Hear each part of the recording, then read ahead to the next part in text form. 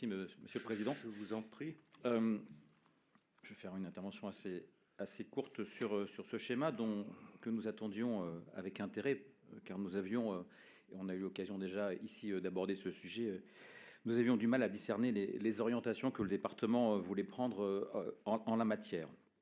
Donc, ce document nous permet aujourd'hui, bien qu'il ait déjà été discuté il y a de cela maintenant quelques années, le dernier date de 2022 de mémoire, on sort un peu du flou, si j'ose dire, avec des changements de cap enfin clairement affichés dans cette stratégie patrimoniale départementale, changement qui finalement, en résumé, si j'ai bien compris la proposition, acte une forme de position d'attente qui pérennise ce qui devait être temporaire.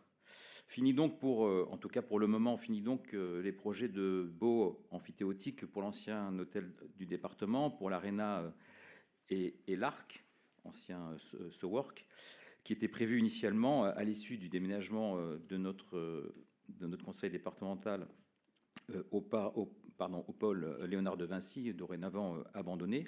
Projet qui misait, nous l'avions déjà fait remarquer ici, sur d'hypothétiques et bien optimistes prévisions de reprise de l'immobilier de bureaux.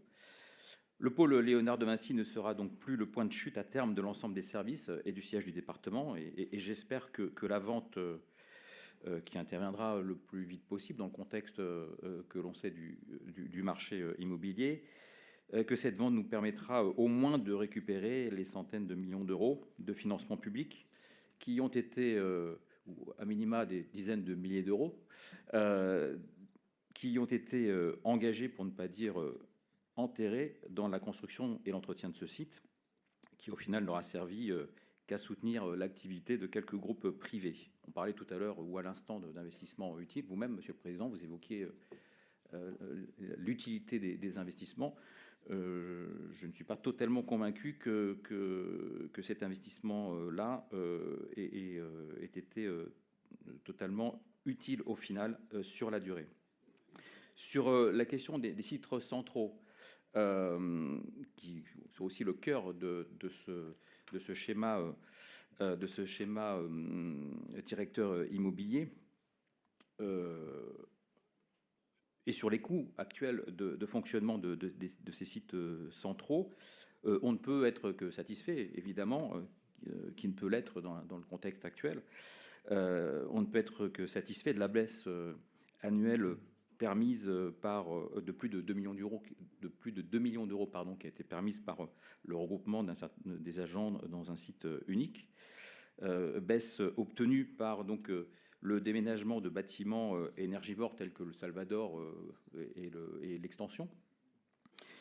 L'Arc étant un bâtiment plus récent et mieux isolé, dans lesquels aujourd'hui sont réunis les services centraux, permet évidemment cette économie, qui est une bonne chose pour les finances de notre collectivité, surtout en ces temps budgétaires plus compliqués. Au passage, il est pointé dans le document que les conditions de travail dans ce bâtiment plus moderne se sont sans doute améliorées pour les agents qui l'occupent, ce dont je ne doute pas complètement. Mais je note qu'au passage, cela s'est fait quand même en tassant un peu les agents, puisque les ratios mètres carrés agents sont au passage un peu quand même bien comprimés, puisque le passage du ratio mètre carré agent des anciens bâtiments Salvador et extension sont certes diminués pour atteindre la cible de la norme immobilière de l'État, mais vont bien en deçà, puisque si mon calcul n'est pas erroné, à l'Arc, on devrait être à peu près à 10,5 mètres carrés agent, donc une norme bien en deçà de celle du ratio de référence. Sinon, au-delà de l'économie générale réalisée, c'est bien donc notre consommation d'énergie qui décroît dans ces sites centraux. Et cela aussi, c'est une bonne chose pour l'environnement. Et la prochaine étape sera sans doute celle de travailler sur les sources mêmes d'approvisionnement de ces énergies, de cette électricité, pour aller vers des énergies toujours plus renouvelables. Et on espère, et nous espérons, en ce sens, que la SEM Énergie nouvellement constituée pourra très certainement jouer pleinement son rôle. Enfin, dernière remarque sur ce schéma. Deux dernières remarques qui ont trait au maillage territorial qui nous est présenté au travers de quelques cartes et que nous avons regardé et étudié avec intérêt, puisqu'elle nous indique l'implantation des immeubles, des services, de différents services liés aux solidarités, notamment les PMI, les établissements affectés à la politique famille, enfance, jeunesse. Je ferai sur ces cartes deux rapides remarques qui ne vont pas vous étonner, parce que j'ai déjà eu l'occasion de les faire ici précédemment. La première remarque, elle porte sur l'accessibilité.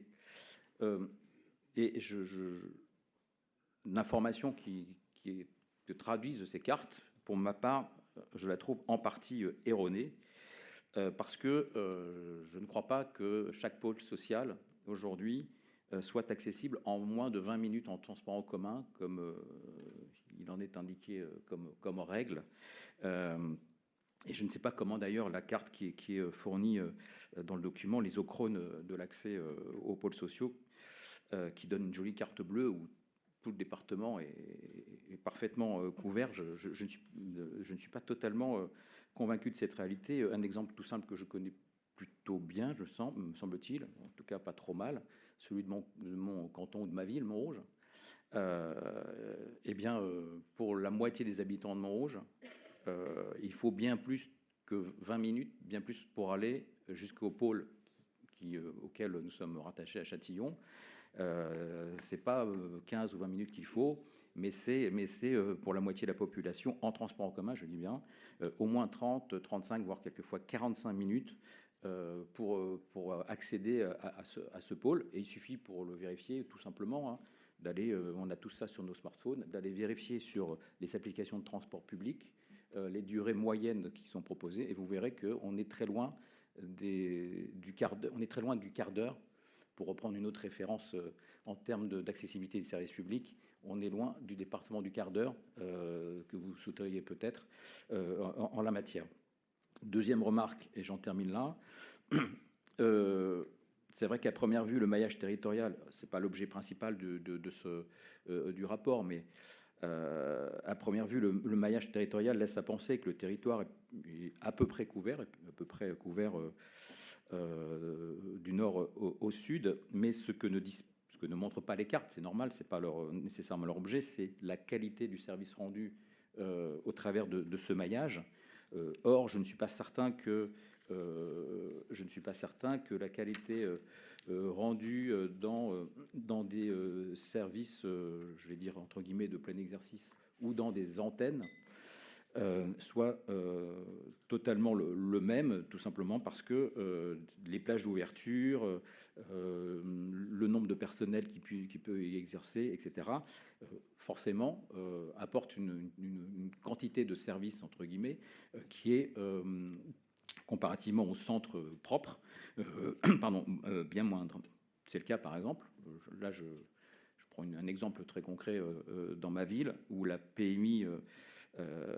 l'immeuble qu'occupait le département de la PMI a été vendu à la ville, et dans lequel on va louer un espace à terme pour pouvoir servir une annexe PMI, quoi. Je ne suis pas certain que aujourd'hui, mais je demande qu'à être assuré que ce local permette une forme de continuité et de qualité du service rendu tel qu'elle était rendue préalablement par la PMI quand elle a été elle occupait l'espace entier. Voilà. Donc derrière des jolies cartes qui montrent une couverture du territoire à peu près, enfin relativement correcte, il y a quand même la qualité du service rendu à la population en la matière. Voilà, je vous remercie. Bien, donc